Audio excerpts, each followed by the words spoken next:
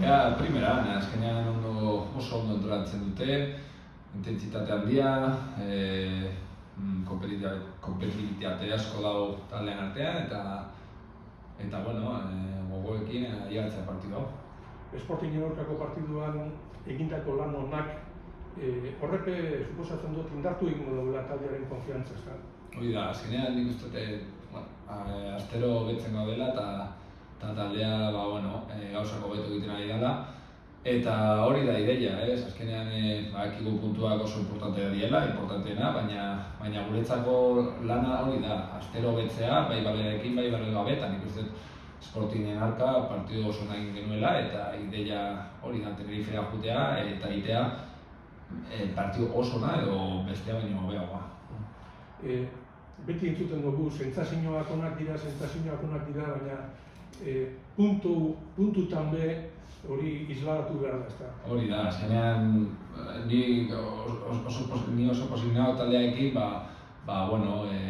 zean jolasten duen futbolian, argi dakago zer egin behar dugun, aukerak egiten ditugu, golak sartzen ditugu, badakigu alkariak oso zailak diela eta beti gauz partidu barruan irabazteko prest, baina azkenean futboleana da puntuak eta horretan lan egin behar dugu, sentsazioekin batera puntuak ailegatzea. Tenerife, orain arte Sporting, Almeria, Eibar, pentsaleik danak dirala igoteko hautagaiak, ezta? Hori da, azkenean bigarren maila ez dauz bi bakarrik, hamabi talde dauz non bigarren mailan jolasten dute, lehenengo mailan egondakoak, beti helburu hori dakate, goian egotia, eta Tenerife beste bat da, non badakigu urteak daramala bigarren mailan, baina lehenengo mailan ibilitakoa, jokalari osonak, eta partidu oso zaila, astero bezala. Zeren urtengo dago Amorebitak Eliodoro Rodrigo Lopezen? Betiko modun partidaren bila, gu beti saiatzen gara partidua irabazten. Eta badakigu etxetik kanpo plus bat eman behar dugula, etxean eta ez irabazi azkenengo biak, eroso sentitu geha, aukerak egin ditugu, eta nik uste dut etxetik kanpo behar dugula hori, partidu hona egin, erosoago sentitu eta 3 puntuak saiatzea ekartzen Amorebietara.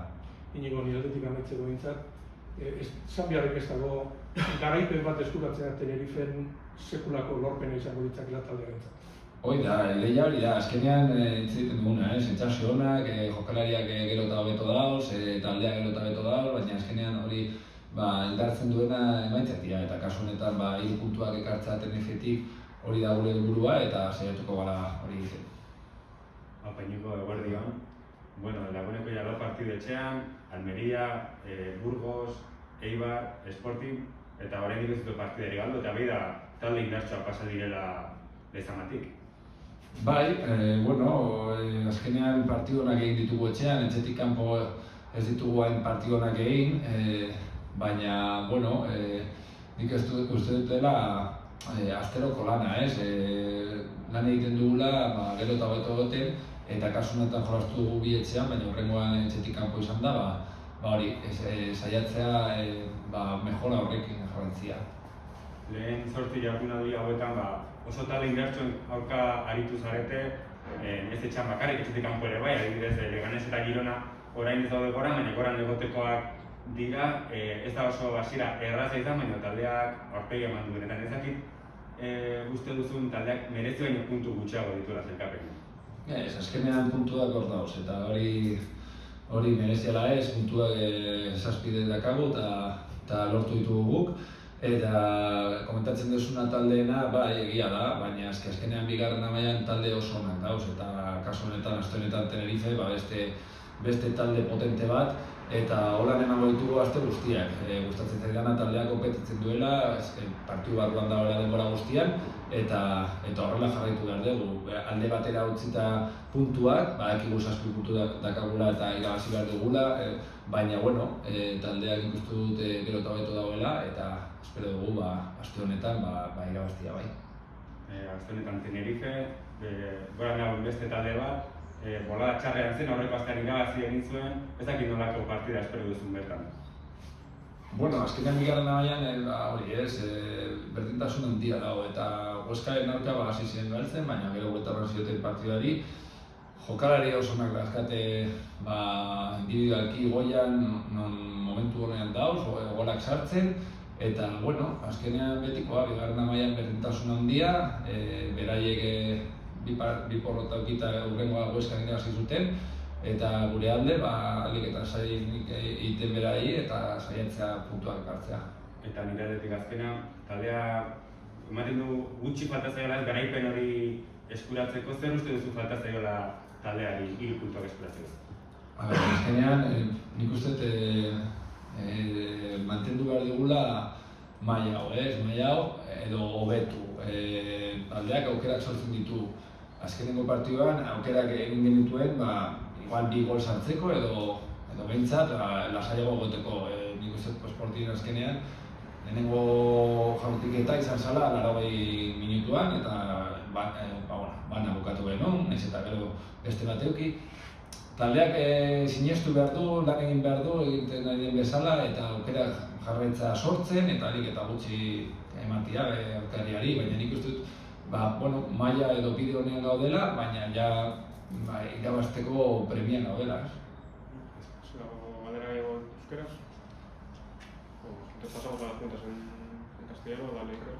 Bueno, Íñigo, lo primero de todo, preguntarte por el tema de las bajas. Unzueta y Óscar Gil, ¿cómo están? ¿Es imposible que lleguen a este partido? No, Unzu todavía no está y Óscar ha hecho muy poco con el equipo hoy y no van a estar.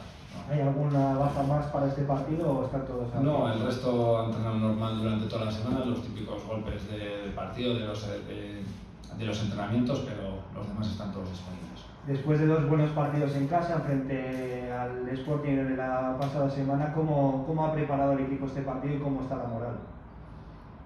La moral está bien, está en el sentido de que todos sabemos que hemos hecho un buen partido contra el Sporting, que hemos tenido la opción de ganar o por lo menos ponernos ese 2-0 que no llegó y al final pues por perdonar acabamos empatando el Sporting. Ya dije en rueda de prensa después del partido que íbamos a valorar más ese trabajo, ¿no?, durante la semana.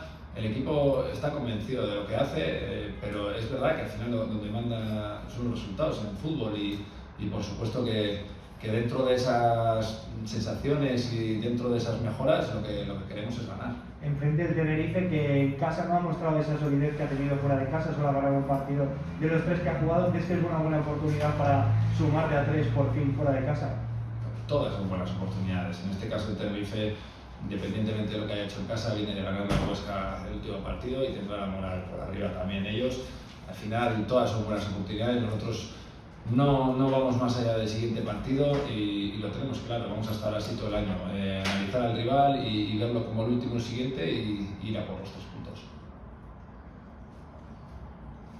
Opa, Íñigo, el partido frente al Sporting el sábado dijiste que os dejó un mal sabor de boca, ¿no?, porque se escaparon 2 puntos. Imagino que una vez analizado el encuentro en frío es un partido que refuerza al equipo, ¿no?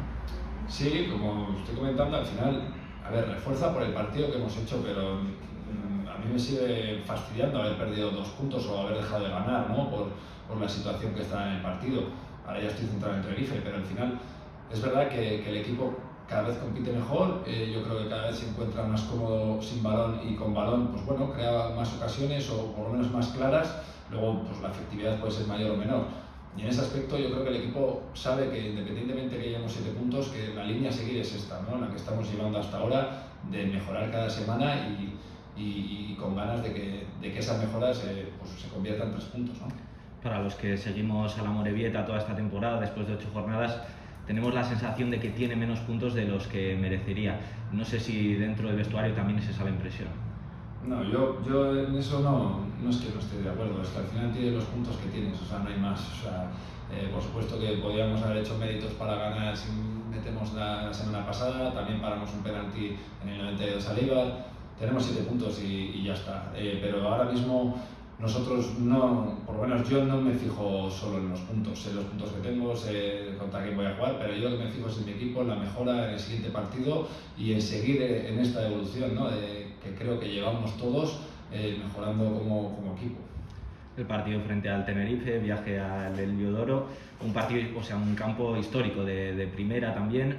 Al margen de ir a por la victoria, por supuesto, también es una buena oportunidad para disfrutar, ¿no?, de la categoría y de visitar estos campos tan históricos.